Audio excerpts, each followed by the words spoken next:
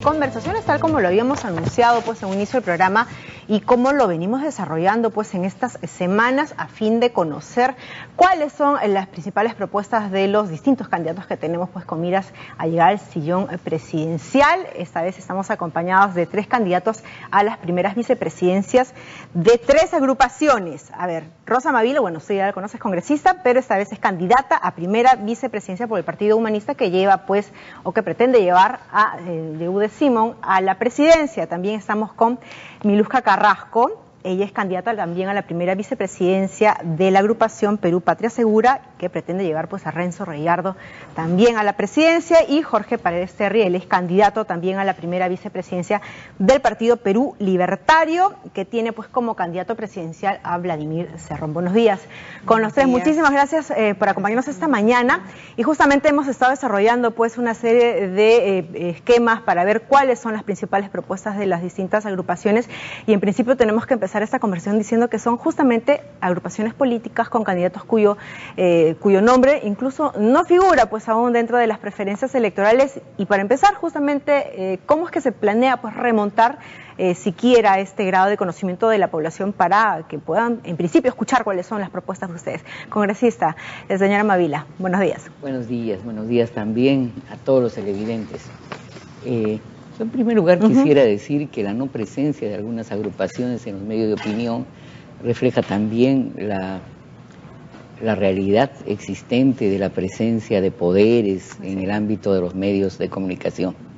En segundo lugar, quisiera decirle que el eje de la plataforma que levanta el Partido Humanista en el traceo electoral se basa principalmente en 3 temas. Un tema central, el nudo gordiano, es la lucha contra la corrupción. Como sabe, nosotros hemos encabezado la Comisión de Narcopolítica y nosotros pensamos que un eje central de lucha contra la corrupción tiene que ver con la muerte civil, que significa que la gente que le ha robado el Estado no puede reingresar jamás al Estado. Otro eje tiene que ver con la transparencia, por eso a nosotros no nos atormenta pedirle a alguien explicación sobre trascendidos que puedan haber sobre su inconducta. ¿Por qué? Porque la integridad y la idoneidad que debe ser característica de los gobernantes para nosotros es fundamental. En tercer lugar, hablamos pues de la prescripción de los delitos vinculados a la corrupción, de la no prescripción, porque a lo largo de estos 5 años se han intentado en sucesivas oportunidades votarla para que los corruptos, ¿no?, los que roban al Estado, no se vayan fuera del país y regresen después como lechuga fresca. Lamentablemente, ¿no?, se quisieron ver en el Congreso. Lamentablemente todos los presuntos partidos únicamente existentes siempre se han opuesto a votar esta ley que significaría una sanción real a los corruptos. Estamos hablando también de la no existencia de inmunidad parlamentaria, porque muchas veces se escudan en la inmunidad personas que están imputadas por delitos graves. Bueno, son esas algunas líneas en materia anticorrupción. No. Otra es seguridad ciudadana y espero que oportunamente podamos resumir brevemente. Claro que sí, señora Mavila, y en efecto, ¿no?, seguridad ciudadana es uno de los grandes temas que está siendo tocados por todos los candidatos porque es uno de los reales problemas, ¿no?, muy tangibles en la población, y justamente el candidato Renzo Reyardo de alguna manera pues se lo relaciona bastante con los temas de qué hacer en temas de inseguridad ciudadana, digamos, es un abanderado en ese tema, señorita Carrasco. Sí, efectivamente, una de las propuestas que tiene el equipo de Perú Patria Segura es el tema de seguridad ciudadana, básicamente por lo que acabas de mencionar. Nosotros estamos convencidos de que Renzo es el candidato que en realidad conoce el tema, es el candidato que sabe cómo hacer el tema de seguridad ciudadana, y esto básicamente en función a la participación que él ha tenido durante todo este tiempo, que es de conocimiento público, en la Comisión de Seguridad Ciudadana en el Congreso, a través de su programa Alto al Crimen, a través de una ONG que de repente mucha gente no tiene conocimiento, que él atiende a mucha gente que es víctima de este tema de inseguridad ciudadana. Entonces, incluso Renzo tiene un programa, ¿no?, que está visto de 3 maneras: a corto plazo, mediano y a largo plazo, y el más inmediato, el de corto plazo, él ya ha dicho de que en un plazo de 90 días va a reducir el 50% el tema de la inseguridad. Y no es un tema que sea de Renzo electoral, es un tema que Renzo, si ustedes los pueden buscar en las redes sociales, lo viene trabajando durante muchos años. ¿Cómo plantea Perú Patria Segura el tema de los militares? ¿Deben o no deben estar en las calles? Sí, efectivamente estamos de acuerdo que los militares tienen que salir a la calle, y esto no porque se le ocurrió a Renzo, sino porque existe una directiva legal, que es el decreto legislativo 1095, que sí permite un trabajo conjunto de las Fuerzas Armadas con las policías para poder solucionar un tema de inseguridad ciudadana, ¿no? Este es un tema que funciona básicamente en Colombia, y Renzo básicamente se ha comprometido que si el 28 de julio del 2016 él asume la presidencia, él va a tomar el control de la presidencia del CONASEP, que es el Consejo Nacional de Seguridad Ciudadana, con la finalidad de llamar a todos los diferentes líderes políticos. Tal como inicio se planteó, ¿no?, en esta gestión incluso, ¿no?, que el propio presidente fue a quien liderara. Efectivamente, pues, bueno, que él ya no forma parte de esta comisión, que consideramos que es un error, y que considera Renzo que sí lo va a tomar, digamos, el control de esta situación. Bueno, esa es la idea, ¿no? Señor Terry, en el tema de seguridad ciudadana, ¿qué hacer? Recuerdo que conversábamos con el señor Vladimir Cerrón, ¿no?, en nuestros estudios, y decía, pues no, sí, en definitiva ese es un tema prioritario también, ¿no?, para Perú libertario. Bueno, nosotros vamos más allá, o sea, creemos que en realidad el sistema está mal encaminado. El sistema en su totalidad no responde a los intereses del país. Debemos cambiar la Constitución en primer término. La Constitución, diríamos, de Fujimori ya cumplió su ciclo. Es una Constitución que ya no da para más. El modelo económico no está, diríamos, devolviéndole al país lo que el país dio y sacrificó por él. Nosotros creemos que ya basta de 25 años de neoliberalismo. Creemos nosotros que una nueva Constitución le daría un nuevo aire al país. Pensamos y creemos nosotros que para hacer una verdadera revolución educativa, revolución en el tema de seguridad ciudadana, una revolución en salud, necesitamos cambiar las leyes. El ciudadano no cree en las leyes. El ciudadano perdió respeto por las autoridades, perdió respeto por los políticos.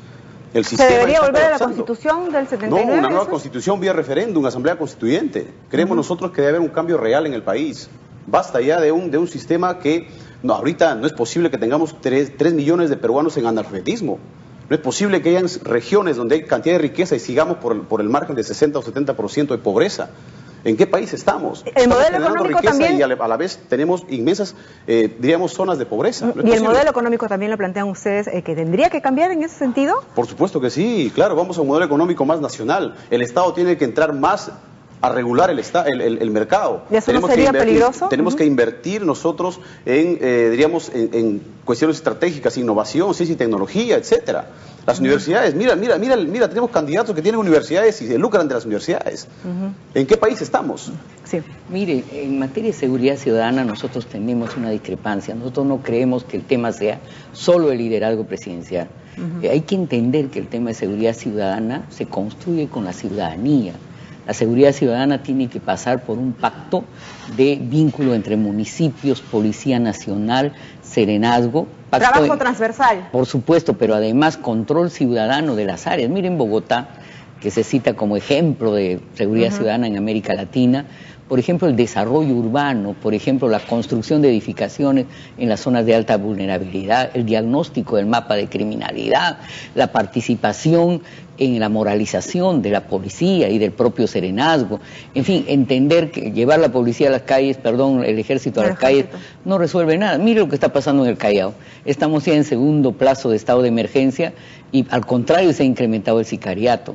El trabajo de una policía especializada, de élite, contra las bandas de criminalidad, tiene una experiencia, cómo se detuvo al Comité Central de Sendero, no fue llevando el ejército a las calles, ¿no? Entonces esto implica un haz de políticas, una política criminal que implica también una coordinación adecuada entre el Ministerio Público, Poder Judicial y Policía. Un trabajo coordinado, ya lo han dicho los especialistas, permítame, ¿no? en segundo lugar, decir algo sobre el tema constitucional.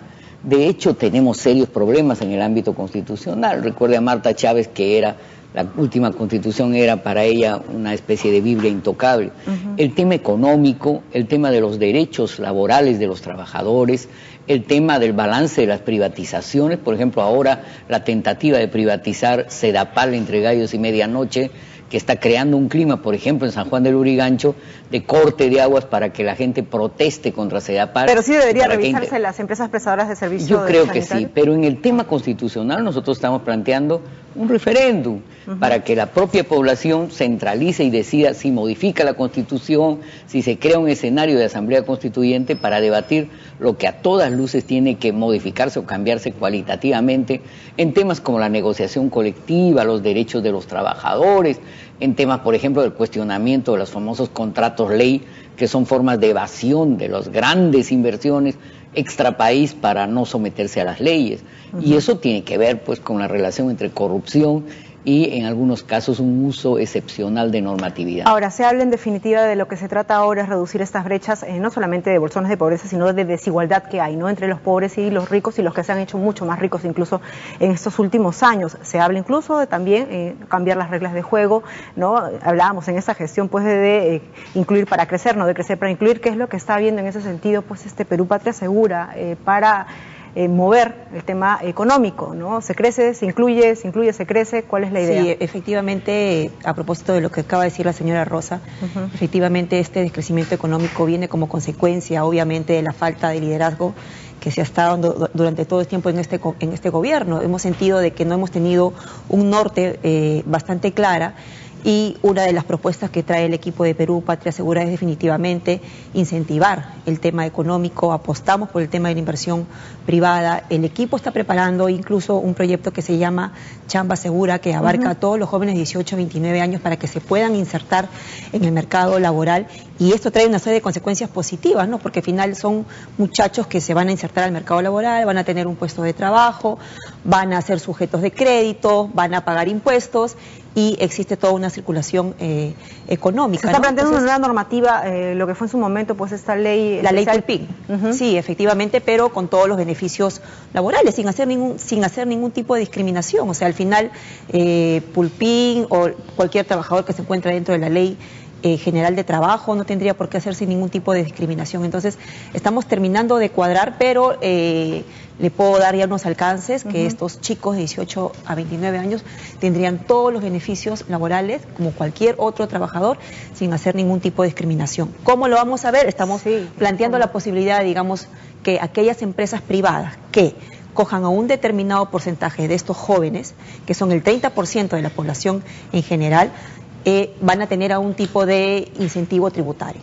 ¿no? Digamos, todas las empresas hacen un impuesto de pago anual, ¿no? Y por acoger a estos grupos se le va a reducir costo-beneficio. Un poco lo que se planteaba con esta llamada ley Pulpín, ¿no? También. Sí, efectivamente, pero la diferencia es que la ley Pulpín te recortaba beneficios laborales. Claro, nosotros no estamos apostando efectivamente todo. Entonces es una forma también de reactivar la economía a través de estos jóvenes, ¿no? Señor, ¿cómo reactivamos la economía? Esa es la gran pregunta, ¿no? Nos han hablado tanto de que se creció tanto en la gestión anterior, ¿no? Se estancó en esta gestión. ¿Cómo se va a retomar? ¿Se aspira de repente a crecer, como dicen algunos otros candidatos, un 6%, ¿no?, del PBI? ¿Es posible eso?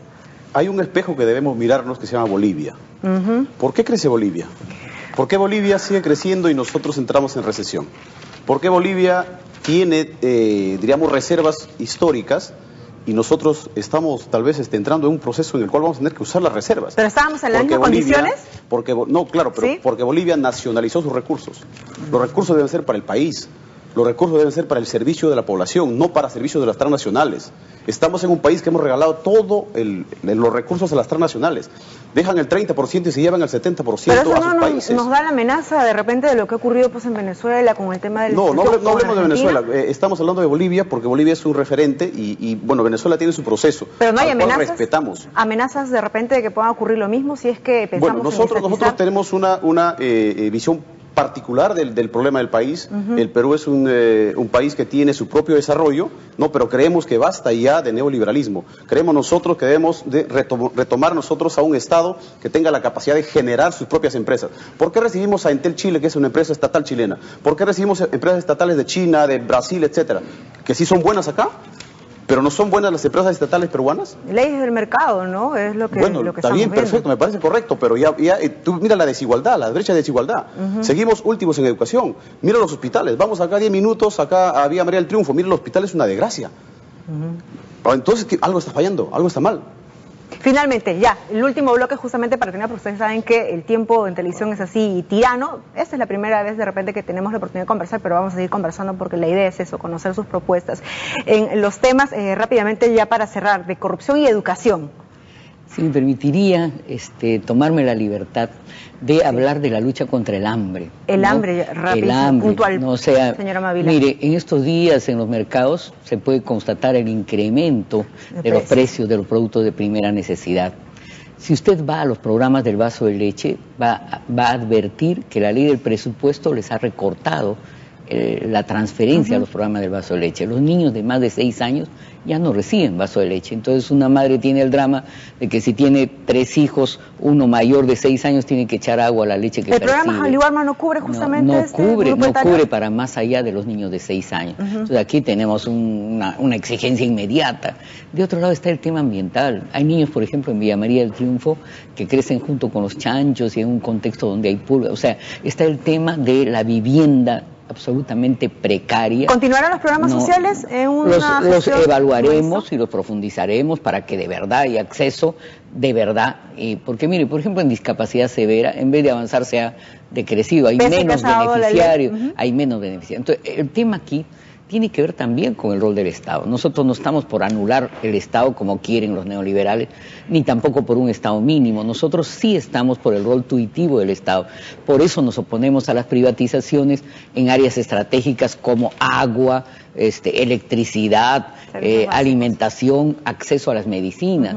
Mire, en Villa María del Triunfo, por ejemplo, cuando la gente quiere ir en la zona este, necesita ir a un hospital, lo único que hay es el Hospital María Auxiliadora.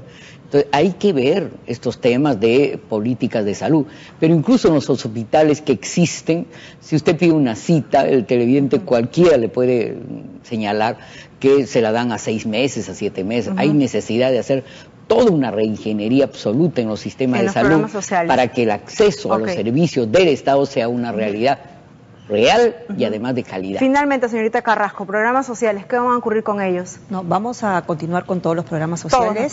Todos los programas sociales. Si hay algo que corregir, si hay algo que modificar, si hay algo que mejorar, se va a hacer, porque la idea es continuar con rescatar todas las cosas buenas y no retroceder, simplemente corregir aquello que está mal. Y si me permite, finalmente, el equipo de Perú Patria Segura, cero corrupción. ¿Cómo lo vamos a hacer? Todos los funcionarios públicos que cometan actos de corrupción, no va a haber ningún tipo de consideración para bajar la pena.